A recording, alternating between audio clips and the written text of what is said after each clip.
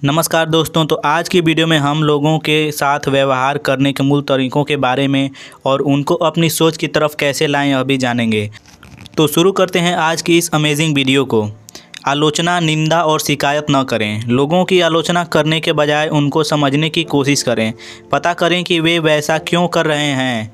यह उनकी आलोचना से ज़्यादा फ़ायदेमंद है और इससे सहानुभूति, सहनशीलता और उदारता फैलती है। सब कुछ जानने का मतलब है सब कुछ माफ़ करना। जैसा डॉक्टर जॉनसन ने कहा, महोदय, भगवान भी इंसान पर फैसला तभी सुनाते हैं जब उनके दिन पूरे हो जाते हैं। फिर मैं और आप ऐसा क्यों करें? ईमानदारी और सच्चाई से तारीफ़ कीजिए। अपनी सफलताओं और इच्छाओं के बारे में सोचना बंद करें। चलिए यह पता लगाएं कि दूसरे इंसान में क्या अच्छा है। चुगली करना भूल जाइए। सच्ची और ईमानदारी तारीफ़ कीजिए। दिल खोलकर तारीफ़ कीजिए और उदारता से प्रशंसा कीजिए, और लोग आपके शब्दों को दिल में बसा लेंगे और उन्हें ज़िंदगी भर दोहराते रहेंगे। भले ही आप खुद उन्हें भूल जाएं, क्योंकि लोग महत्वपूर्ण होना चाहते हैं। दूसरे इंसान में तीव्र इच्छा जगाइए। यह इतनी सही बात है कि मैं इसे दोहराना चाहूँगा। अगर सफलता का कोई रहस्य है तो वह है अपनी नज़रों के साथ साथ दूसरे इंसान की नज़रों से चीज़ों को देखें। विलियम विंटर ने एक बार कहा था, आत्म अभिव्यक्ति मानव स्वभाव की बड़ी ज़रूरत है। हम इस मनोविज्ञान को अपने कामों में इस्तेमाल क्यों नहीं करते? जब हमें एक ब्रिलियंट आइडिया आए तो दूसरों को यह एहसास कराने के बजाय कि हमारा आइडिया है, उन्हें यह महसूस करा दें कि यह आइडिया उनका है। तब वे इसे अपना मानेंगे, उसे पसंद करेंगे और इसे आजमाने में जुट जाएंगे। याद रखिए, पहले तो दूसरे इंसान में तीव्र इच्छा जगाएं। जो यह कर सकता है उसके साथ पूरी दुनिया चलती है। जो यह नहीं कर सकता वह अकेला रह जाता है। अपनी सोच की तरफ लोगों को कैसे लाएं? आप एक बहस कभी नहीं जीत सकते, क्योंकि अगर आप हार गए तो आप हार गए, और अगर आप जीत गए तो भी आप हार गए। क्यों?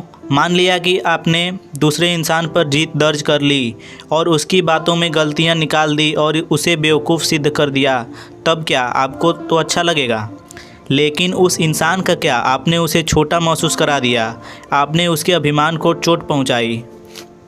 अगर आप बहस करते हैं या विरोध करते हैं तो आप कभी कभी जीत सकते हैं, पर यह जीत खोखली होगी, क्योंकि आपने कभी सामने वाले का समर्थन नहीं जीता। तो खुद ही पता लगाइए, आप क्या चाहेंगे, एक बौद्धिक और नाटकीय जीत या फिर सामने वाले का समर्थन?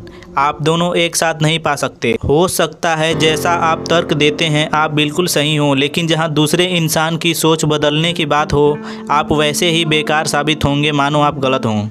गौतम बुद्ध ने कहा था, नफ़रत कभी नफ़रत से नहीं, प्यार से ख़त्म होती है। और आपकी गलतफहमी कभी बहस से नहीं, बल्कि समझदारी, थोड़ा झुकने और दूसरे का नज़रिया समझने की सहानुभूति भरी इच्छा से ख़त्म होती है। किसी बहस का सबसे अच्छा परिणाम तभी निकलता है जब इसे न किया जाए। दूसरे इंसान के नज़रिए के प्रति सम्मान दिखाइए। कभी न कहें आप गलत हैं। आप लोगों को अपनी नज़र से, बोलने के अंदाज से उतनी ही ज़ोर से गलत बता सकते हैं जितना अपने शब्दों से, और अगर आपने उन्हें गलत बताया तो क्या आप उनसे उम्मीद कर सकते हैं कि वे आपसे सहमति रखें? कभी नहीं, क्योंकि आपने उनकी बुद्धि, उनके निर्णय, अभिमान और आत्मसम्मान पर गहरा प्रहार किया है। इस कारण से वे भी आपको कड़ा जवाब देंगे। इस प्रकार कभी भी वे अपनी सोच बदलने पर मजबूर नहीं होंगे।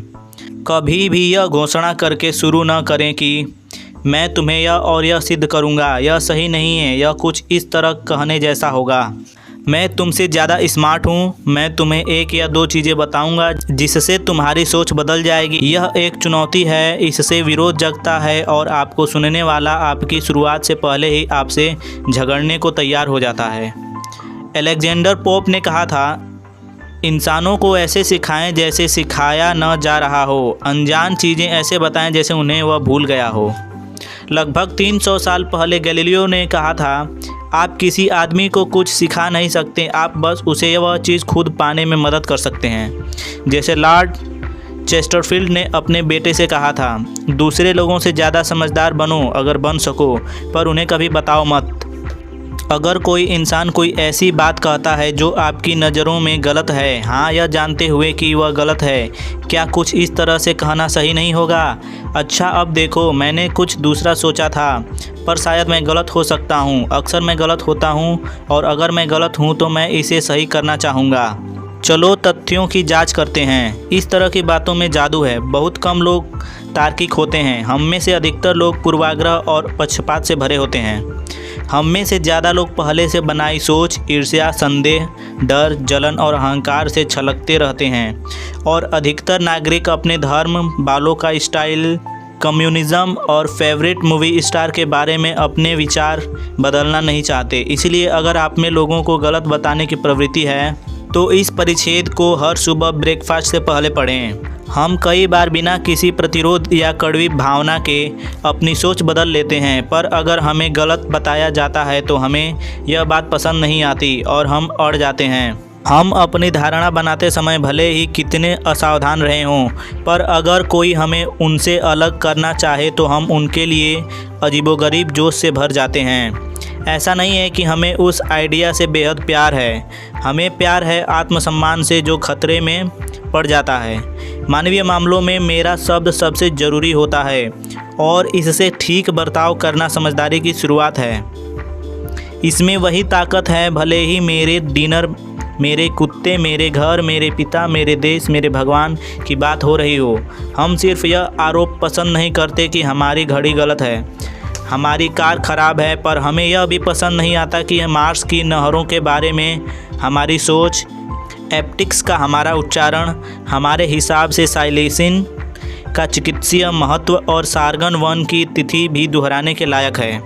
जिस चीज़ को हमने सही माना है हम उस पर विश्वास करते रहना चाहते हैं और उस पर किसी के शंका से हम में प्रतिरोध पैदा होता है, जिस कारण से हम उस पर टिके रहने का हर बहाना ढूंढते हैं। इसका परिणाम यह होता है कि हमारी तथाकथित तर्क क्षमता हमेशा तर्क खोजने में लगी रहती है ताकि हम पुराने विश्वास पर कायम रहें। इसीलिए अपने कस्टमर या पत्नी या प्रतियोगी से बहस न करें। उन्हें ये न बताएं कि वे गलत हैं, उन्हें गुस्सा न दिलाएं, थोड़े व्यवहार कुशल बने। अगर आप गलत हैं तो स्वीकार कर लें। अपनी गलतियां स्वीकार करने के साहस में एक अलग तरह का संतोष होता है। यह न सिर्फ दोष और बचाव की भावना दूर करता है बल्कि उस गलती से होने वाली समस्या भी हल करता है। कोई भी मूर्ख अपनी गलती का बचाव कर सकता है और अधिकतर बेवकूफ़ करते हैं, लेकिन अपनी गलती स्वीकारने से इंसान भीड़ से अलग दिखता है और शराफत का एहसास देता है। एल्बर्ट हब्बर्ड उन सबसे मौलिक लेखकों में से थे जिन्होंने एक देश को जगाया और जिनके तीखे शब्दों ने प्रतिरोध पैदा किया, लेकिन हब्बर्ड की लोगों से कुशल बर्ताव की दक्षता ने उनके दुश्मनों को दोस्त में बदल दिया। उदाहरण के तौर पर जब कोई गुस्सैल पाठक उन्हें यह लिखता था कि वह उनकी इस और उस बात से सहमत नहीं है और उसने हब्बर्ड को यह और वह कहा, तो एडवर्ड हब्बर्ड कुछ इस तरह जवाब देते थे, इस बारे में सोचिए, मैं खुद भी कई बार अपनी बातों से सहमत नहीं होता। कल जो मैंने लिखा मुझे वह चीज़ आज सही नहीं लगती। मुझे जानकर अच्छा लगा कि आप इस विषय पर क्या सोचते हैं। अगर आप कभी हमारे पड़ोस में आएँ तो ज़रूर मिलिए और हम इस विषय पर ज़रूर चर्चा करेंगे। मीलों दूर से मैं हाथ मिलाने के लिए तैयार हूँ। कोई इंसान इस तरह का व्यवहार करे उसे आप क्या कहेंगे? जब हम सही होते हैं तब हम लोगों को समझदारी से अपनी सोच की ओर लाने की कोशिश करते हैं और जब हम गलत होते हैं तो अपनी गलती तुरंत स्वीकार कर लेते हैं। इस तरकीब से न सिर्फ अच्छे परिणाम आएंगे बल्कि विश्वास करें या न करें यह अपना बचाव करने से ज़्यादा खुशी देता है। यह पुरानी कहावत याद रखिए, लड़कर आप कभी पर्याप्त नहीं पाते लेकिन झुककर आप आशा से ज़्यादा पा जाते हैं। इसीलिए अगर आप गलत हैं तो तुरंत स्वीकार कर लीजिए। तो कैसी लगी आपको यह वीडियो कमेंट कर ज़रूर बताएं। तो मिलते हैं अगली वीडियो में, तब तक के लिए जय हिंद जय भारत।